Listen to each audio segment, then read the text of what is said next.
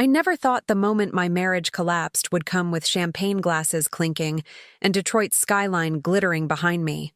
It was supposed to be a celebration. Our 7th wedding anniversary. My husband had insisted on renting a rooftop venue downtown, filled with his colleagues, friends, and family. At one point in the evening, a colleague asked about a new project, and my husband, too busy entertaining a group, shoved his phone into my hand. "Show him the pictures, babe," he said casually, nodding toward the gallery. The phone was warm in my palm. I swiped up to the photos, and that's when it happened. A banner notification slid across the top of the screen, bold and undeniable. "Can't wait to taste you again tonight. Don't let her wear you out first." The words burned. The sender's name was right there, a name I didn't recognize, but the hearts and the winking emoji told me exactly who she was. My fingers froze. My throat tightened. And before I could react, another message buzzed in. "Think she'll notice that I picked out your tie? Looks better on my floor." I swear the world stopped. The music still played, glasses still clinked, but around me it all blurred. My chest pounded so hard I thought I might faint. A woman near me gasped softly. She had seen it too. My husband, oblivious, was still laughing with his colleagues. I snapped. "Are you serious right now?" My voice cut through the noise, sharper than I intended. Heads turned. Conversations stopped mid-sentence.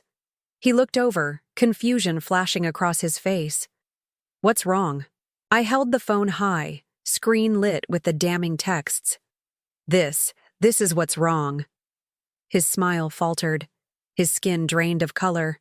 "Haley, give me the phone." "No," I spat. My voice shook, but it carried. "You've been sneaking around with her while smiling in my face, while our daughter sleeps down the hall at home, while I've been sacrificing everything for you. And now you're dumb enough to hand me the evidence in front of everyone?" A ripple of gasps moved through the crowd. Someone whispered his name. Another woman murmured, "Oh my God." He reached for the phone, but I yanked it back. My hands trembled with fury. "You want to play games? Let's play. Read it, everyone. Don't let her wear you out first. That's what your golden boy over here has been doing with his side piece." The silence that followed was suffocating. My husband stammered, "It's not what it looks like." I cut him off with a bitter laugh. "It's exactly what it looks like." And then, because humiliation is a beast that demands release, I did the one thing I knew would sear itself into everyone's memory. I hurled the champagne flute in my hand, not at him, but against the floor between us. The crystal shattered, the sound exploding like a gunshot. Shards scattered across the polished concrete, sparkling under the city lights. "Congratulations," I hissed, my voice low but deadly clear. "You've just managed to destroy your marriage and your reputation in one night." I turned on my heel and walked toward the elevator. My legs shook, but I forced each step steady. Behind me, I heard voices rising, my husband chasing after me, pleading my name. But I didn't stop. In those moments, I wasn't broken. I wasn't begging for answers. I was steel. The elevator doors slid shut, cutting off the chaos above. Alone, I let my hands finally tremble. My reflection in the mirrored wall looked like a stranger. Mascara smudged, lips trembling, eyes blazing with a fury I had never seen in myself before. I whispered it then. Not for anyone else. Not for the crowd upstairs or the mistress who thought she'd won. But for me, this isn't the end. You have no idea what I'm capable of. And I meant it. That night, on the rooftop above Detroit, with glass still crunching under guests' shoes and my husband scrambling to spin a story, I vowed revenge. Not just for the betrayal, but for the years I had given him, for every sacrifice that went unnoticed, for every lie that made me doubt my own sanity. He thought those texts were private. He thought he was untouchable. He thought I would stay quiet. He was wrong. When I got home that night, after the rooftop explosion, I sat in the dark and thought about how the hell I had ended up here. People always say you should see the signs, that deep down you know. And maybe I did. But when you've invested everything in someone, you train yourself to ignore the alarms because admitting the truth feels like tearing your whole life apart. I met him in my mid-20s, back when I was climbing the ladder at a Detroit marketing firm. I was ambitious, independent, the kind of woman who had her life mapped out. He was magnetic, confident in a way that made rooms turn. At first, I thought we were equals, but slowly, without realizing, I let his dreams become the center of our world. When he said he wanted to move up in the automotive industry, I became the steady base. I stepped back from my career when our daughter was born. I told myself it was temporary, that I'd return once things stabilized. They never did. Instead, I managed everything at home: the bills, the appointments, the school forms, the dinners, the laundry. Every detail of our lives ran through me. He got to shine in public while I carried the invisible weight. The irony is, he liked to tell people I didn't work. I worked every damn day, just not in a way that earned applause. The house we lived in, the one with the sprawling yard and the high ceilings he loved showing off, wasn't even possible without me. My mom had left me an inheritance after she passed, money she had worked her whole life for. I poured most of it into the down payment. I thought I was investing in our future. Looking back, I basically funded the stage for his performance. There were signs: late nights that stretched into early mornings, unexplained expenses on our joint account, that cologne and perfume mix clinging to his clothes when he came home. Once I found a hotel key card in his jacket pocket. He laughed it off, said a coworker must have slipped it there as a joke. I wanted to believe him so badly that I swallowed my instincts and let it slide. I kept quiet because of our daughter. She's 9 now. Smart, sensitive, with my eyes and his stubborn streak. I didn't want her growing up in a broken home. I wanted her to believe in family, in stability. So I kept patching cracks in a wall that was already crumbling. The truth hit harder when someone else confirmed it. After the rooftop scene, I went to my sister's place, where my best friend Layla was waiting. She had that look, the one that says, "I know something you don't." She admitted she'd seen him out weeks earlier, holding hands with a woman who wasn't me. She hadn't said anything because she didn't know how to break it to me. Her words stung worse than the texts, because deep down, I already knew. That was the moment denial died. It wasn't just suspicion anymore, or paranoia, or overthinking. It was fact. My husband, the man I gave everything to, had betrayed me in the most public, humiliating way possible. And sitting there with Layla and my sister, my daughter asleep in the next room, I realized something. Every sacrifice I made, every dollar I poured into his life, every piece of myself I gave up, it had all been taken for granted. That's when I stopped asking, why me, and started asking, what now? The morning after the rooftop disaster, I woke up in my sister's guest room with a pounding headache and swollen eyes.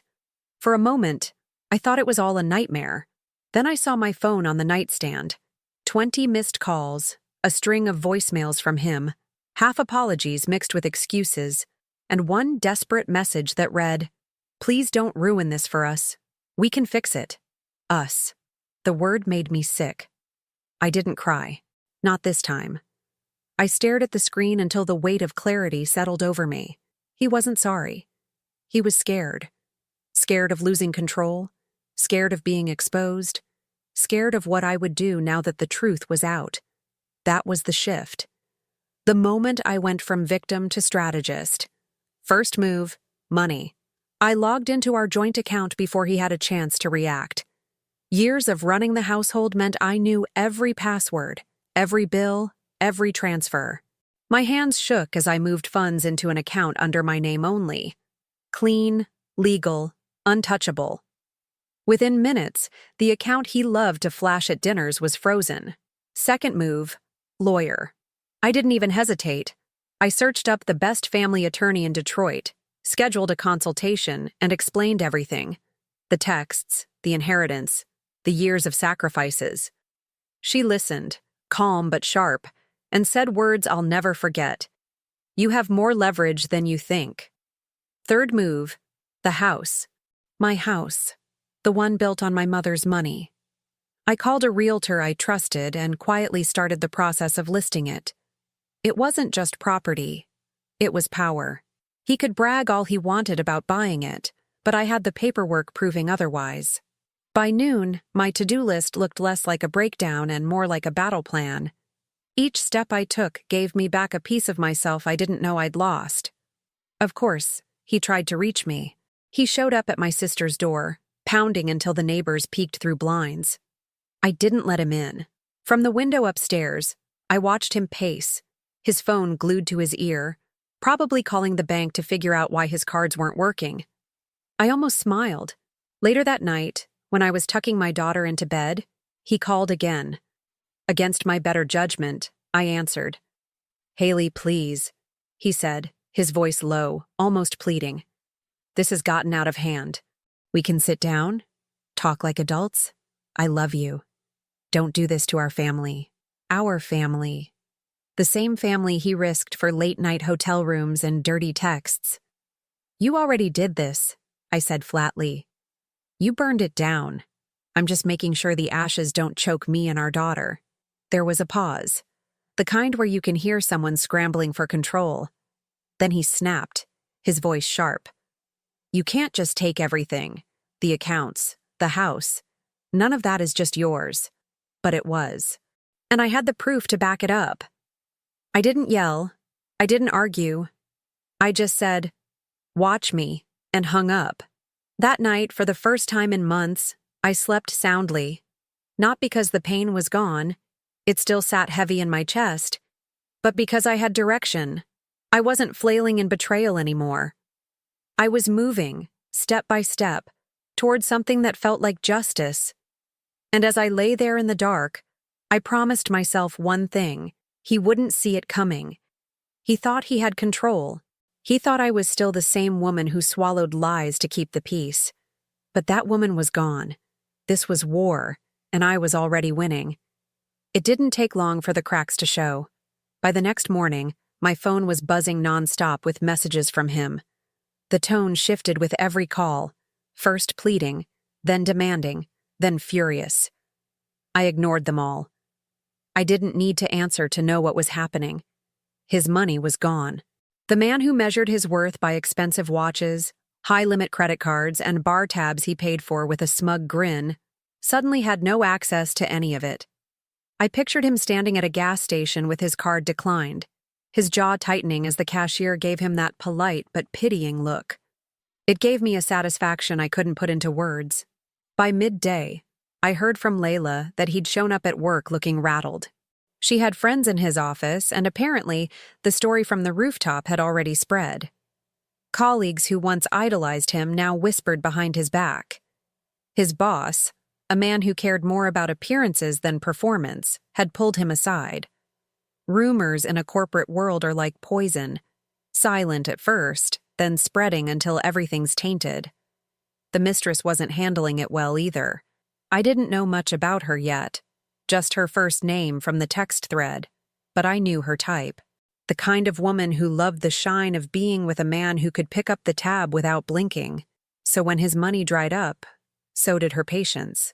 Screenshots I'd saved on my phone included her messages begging for gifts, dinners, and our weekend escape.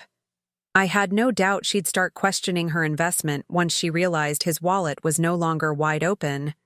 But the part that hit the deepest came from within my own family. My father-in-law called me, his voice low and heavy. "Haley, what's happening between you two? People are talking. I had a board member ask me directly about the scene at the anniversary party." I took a long breath. "Ask your son." There was silence, then a sigh. "I always told him you were the best thing that ever happened to him. If he threw that away, he'll have to live with it." It wasn't the apology I wanted, but it was acknowledgement, and it meant his father knew the truth.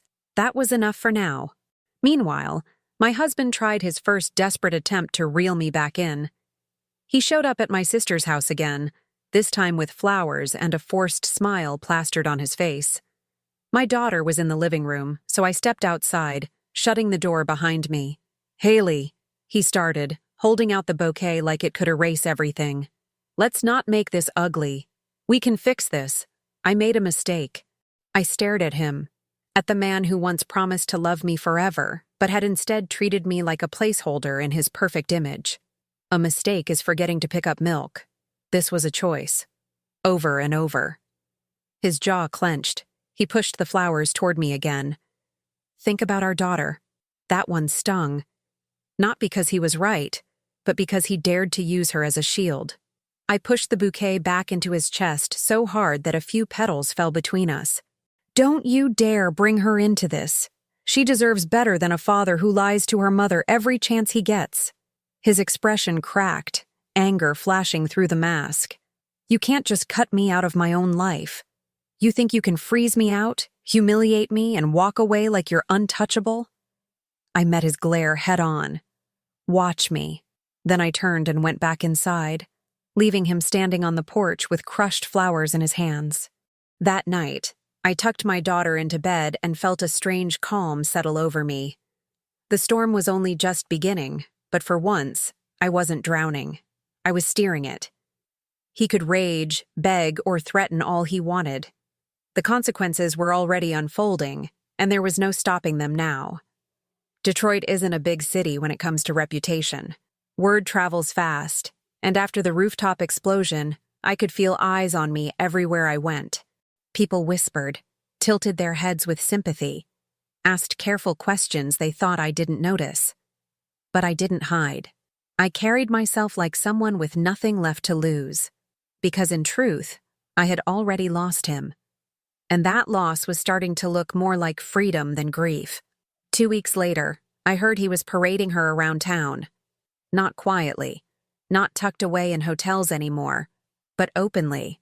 Dinner at expensive restaurants, drinks in bars we used to go to, even showing up at his coworker's birthday party with her clinging to his arm like she belonged there. It wasn't love. It was performance. He was trying to prove to everyone that he was still in control, still untouchable. So when Layla suggested we go to Prime plus Proper, one of the nicest steakhouses in Detroit, I said yes without hesitation. It wasn't an accident that I chose the same night I knew he'd be there.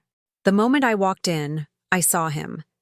He was seated at a corner table, the kind meant for being seen, not for privacy. She was with him, younger, all sharp makeup and a too-tight dress, laughing a little too loudly. For a second, he didn't notice me. But when he did, the color drained from his face. I could have walked past. I could have ignored him and let the silence sting. But revenge doesn't thrive in silence. It thrives in moments that spread, in words people repeat later. I walked straight to their table. Conversations around us slowed. Forks paused mid-air. The restaurant wasn't loud, so my voice carried easily. "Funny seeing you here," I said, standing over them. He cleared his throat, trying to act unbothered. "Haley, we're just having dinner. No need to cause a scene." "No need?" I leaned closer, keeping my voice sharp but controlled. "You caused the scene the night you shoved your phone in my hand with her messages lighting up the screen." The mistress shifted uncomfortably, her eyes darting between us. She tried to speak, but I cut her off with a look. I straightened and reached into my bag. My hands didn't shake as I pulled out the envelope I'd been carrying for days.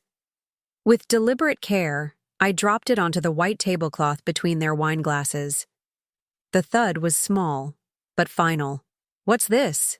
he asked, his voice tight. "Divorce papers," I said. "You can read the details later, but here's the short version. The house, the accounts, custody of our daughter. They're mine. You get to keep your side project here." Gasps rippled through the nearby tables. A man at the next booth muttered, "Damn," under his breath. His face twisted, caught between rage and panic. "You think you can humiliate me in public again? You think this makes you look strong?" I tilted my head, my voice steady and cutting. "I don't need to think. Look around. Everyone here knows exactly what you are now. And the only thing strong about you is your ability to lie." The mistress tried to touch his arm, but he jerked away, his composure slipping. "Haley, we can discuss this in private." "No," I said, my words clear as glass. You lost the right to privacy the moment you made a fool of me in public. Consider this balance. I picked up his wine glass, swirled it, then set it back down untouched. Here's my advice. Get used to drinking alone. And with that, I turned and walked toward the door, my heels clicking against the tile, each step echoing louder than the last. Behind me, the restaurant buzzed with whispers. A line had been spoken, a moment etched, the kind that would spread through Detroit by morning. At the doorway, I glanced back just once. He sat frozen, papers still on the table, his mistress staring at him like she'd just realized the man she latched onto was a sinking ship. I didn't smile, but inside, I burned with a satisfaction so sharp it felt like oxygen after drowning. That was the second time I'd left him in ruins, and it wouldn't be the last. If there's one thing I knew about my husband, it's that he couldn't stand losing the narrative. Reputation was his oxygen, and the Rooftop disaster followed by the Steakhouse ambush had cut off his supply. I could almost predict his next move before he made it. He'd try to spin the story, paint himself as the victim, and shove me into the role of the bitter, unhinged wife. Sure enough, it started with a Facebook post, a carefully written paragraph about marital struggles and how we were working through difficult times privately. He framed it like we were a normal couple hitting a rough patch, not a man parading his mistress through town while I froze his accounts. He even had the nerve to write, "Please respect our family's privacy during this sensitive period." Privacy? He blew that to pieces when his mistress's texts landed in my lap. The comments section was split. A few of his co-workers chimed in with supportive emojis. But others? They weren't buying it. People had been at the rooftop party. They saw. And in Detroit, word spreads fast. Then came the real escalation. A local business blog picked up the story. Someone leaked that he'd been cut off at work, that his behavior was being questioned by his higher-ups. They even hinted at personal scandals that might affect his career. That one article was enough to light a match. Twitter got hold of it next. Screenshots of his mistress's messages, the ones I'd accidentally let slip to the right friend, made their way online. Within hours, strangers were tearing him apart. Imagine cheating on your wife with this level of stupidity. Men like this are why prenups exist. My condolences to Haley, but damn, she's handling it like a queen. And then, the hashtag. Texted the wife. It started small, with people mocking him, but by the weekend, it went viral. Memes popped up everywhere. Fake text threads, jokes about sending the wrong message. Even celebrities weighed in with vague tweets about men exposing themselves by accident. Every time I opened my phone, I saw his downfall spreading. And the best part? I didn't have to lift a finger. The internet did the work for me. Of course, he tried to fight back. He gave an interview to a local radio station, his voice dripping with fake calm. "I've made mistakes," he admitted. "But Haley has always been unstable, and she's blowing this out of proportion for attention." That was his fatal error. Because right after the broadcast, more receipts dropped. A friend of his, clearly fed up with his arrogance, leaked emails he'd sent to the mistress from his work account. They weren't just flirty. They were vulgar, explicit, and time-stamped during office hours. His employer couldn't ignore it anymore. He was suspended pending investigation, but everyone knew what that meant. His career, the shiny ladder he'd climbed for years, was splintering beneath him. The mistress didn't take it well either. I heard through whispers that she'd been hounded online, her name trending locally once people connected the dots. Photos of her with him surfaced, and the comments weren't kind. She locked her accounts within a day. I almost felt sorry for her. Almost. She signed up for a life built on lies. Now she was drowning in them. Meanwhile, my phone was blowing up. Messages from women I didn't even know came flooding in. "Stay strong, Queen. We're rooting for you. He doesn't deserve a second of your time." For once, I wasn't invisible. For once, people saw me. Not as his wife, not as the quiet supporter, but as the woman who refused to be humiliated quietly. He tried one last desperate stunt, a Facebook Live video, rambling about forgiveness and family. His eyes were wild, his tie crooked. It didn't make him look sympathetic. It made him look pathetic. The comments lit him on fire. Bro, log off. Forgiveness? After those texts? This ain't it, Chief. I watched it unfold from my sister's couch with a glass of wine in hand, my daughter asleep upstairs. For the first time since the betrayal, I felt peace. Not because it was over. It wasn't. But because the world finally saw the truth. He had spent years building an image. I had spent years supporting it. And now, in less than a month, it all crumbled. Not from me screaming, not from me begging, but from the simple, undeniable fact of his own actions. The PR war was over, and he had lost spectacularly. I always thought courtrooms smelled like old paper and nerves. When I walked into mine for the first hearing, that thought came true. The air was stale, heavy with tension, as though the walls themselves had soaked up decades of broken promises and financial bloodbaths.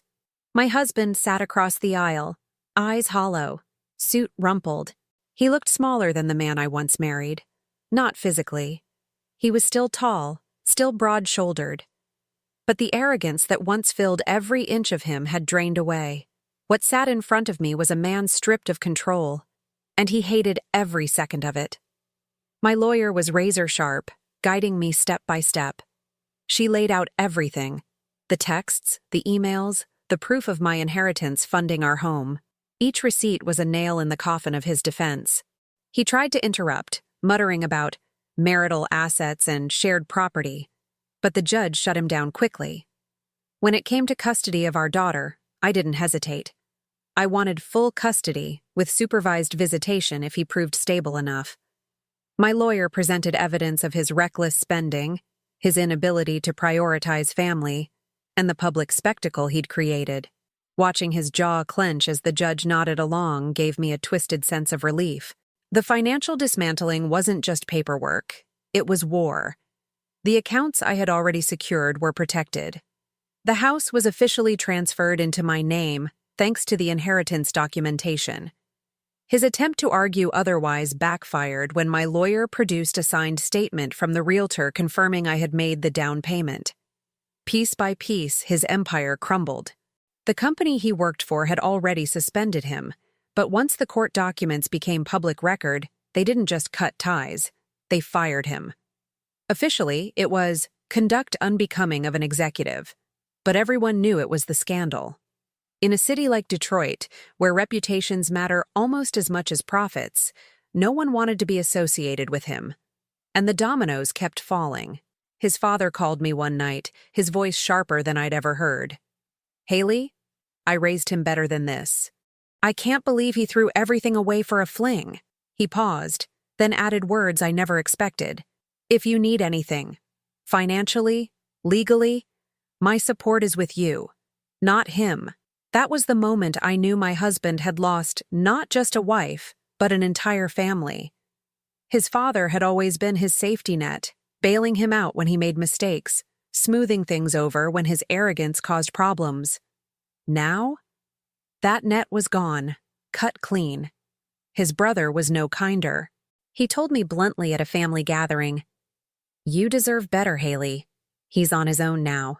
Even the mistress abandoned him.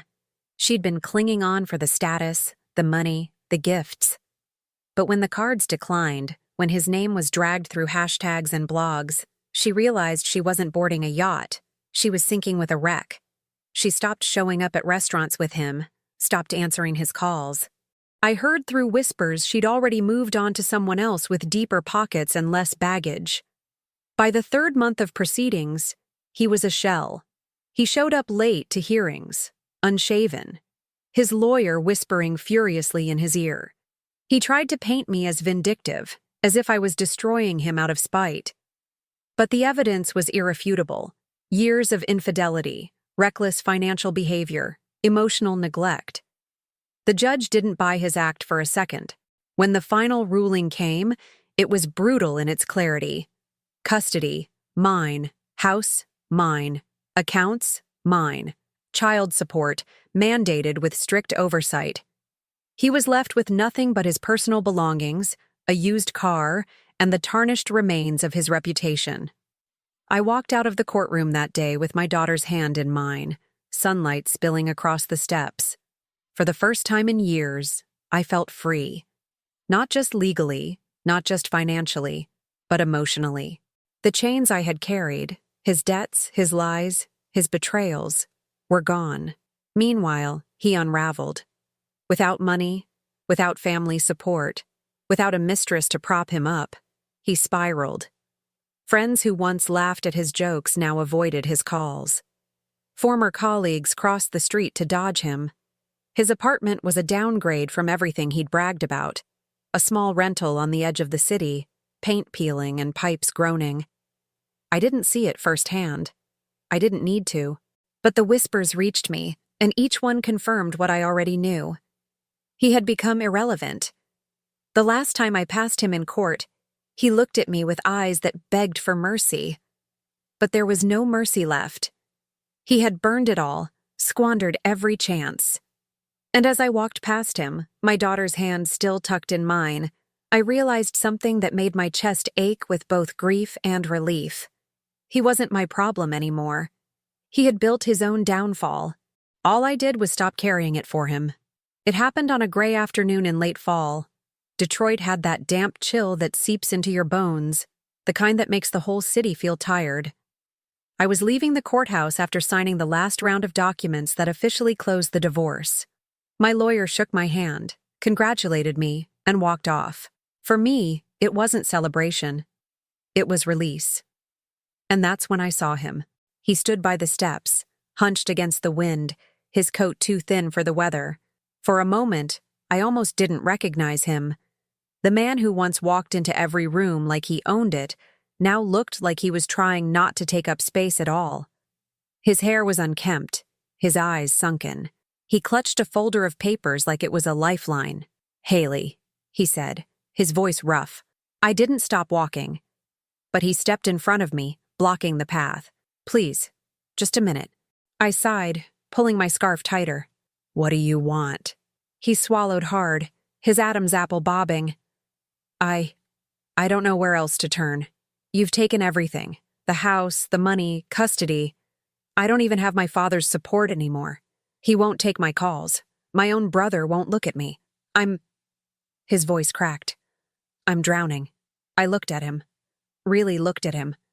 This was the man who once held my hand at our wedding, who kissed my forehead when our daughter was born. And yet, this was also the man who betrayed me, who humiliated me in front of everyone, who gaslit me into silence for years. Both men lived inside him, but only one had won. He reached into his coat pocket and pulled out a photograph. Our daughter, smiling at her school recital. His hand shook as he held it up. "I miss her. I miss us. I miss you. I didn't take the picture. You don't miss me," I said flatly. "You miss the version of me who cleaned up your messes and made your life easy. That woman doesn't exist anymore." He flinched like I'd slapped him. "I made mistakes." "Mistakes?" My voice sharpened. "A mistake is forgetting an anniversary. A mistake is saying something cruel in anger. What you did was deliberate, over and over again. You chose her. You chose the lies. You chose to risk everything we built, and you laughed while doing it. Don't you dare call that a mistake." He dropped his gaze, his lips trembling. "I'm sorry," he whispered. "I thought I was untouchable. I thought you'd never leave." There it was, the truth. The arrogance that had fueled him all along. He never thought I'd fight back. He never thought I had it in me. "I loved you," I said quietly. "God help me, I did. I gave you years of my life, my mother's inheritance, my body, my trust. I carried your image on my back while you played the role of the perfect husband. And what did I get in return?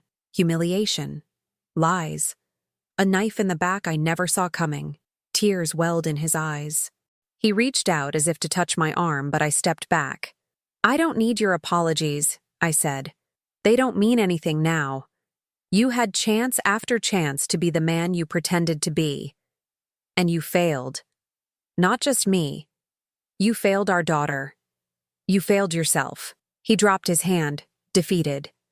For a long moment, the only sound was the wind whipping between the buildings. Finally, I took a step closer, my voice low but sharp as glass. You want the truth? You're the architect of your own destruction. Every brick in the ruins of your life. You laid them yourself. His face crumpled, a mix of shame and desperation. But I didn't give him the dignity of comfort. I turned, my heels clicking against the concrete, and walked away. I didn't look back, not once, because the past was behind me, and I had no intention of ever carrying it forward again. A year later, my life looked nothing like the ashes he left me in, and for that, I was grateful. I'd moved into a home that finally felt like mine, not a showroom for his ego. It wasn't the biggest or the flashiest, but it was warm, filled with light, laughter, and the quiet steadiness I'd been craving for years. My daughter had her own space, decorated with drawings and posters, a sanctuary untouched by lies. At night, we cooked dinner together, sang along to whatever was on the radio, and she'd fall asleep knowing her world was safe. I went back to work too, not as a concession, but as a reclamation. The marketing career I'd shelved for his ambitions became my own again. Clients valued me for my ideas, my drive, not my husband's title. For the first time in a long time, I wasn't behind anyone's shadow. I was my own light. People still whispered about him sometimes, though the noise was fading. His name came up less and less in social circles, and when it did, it was with pity, not admiration.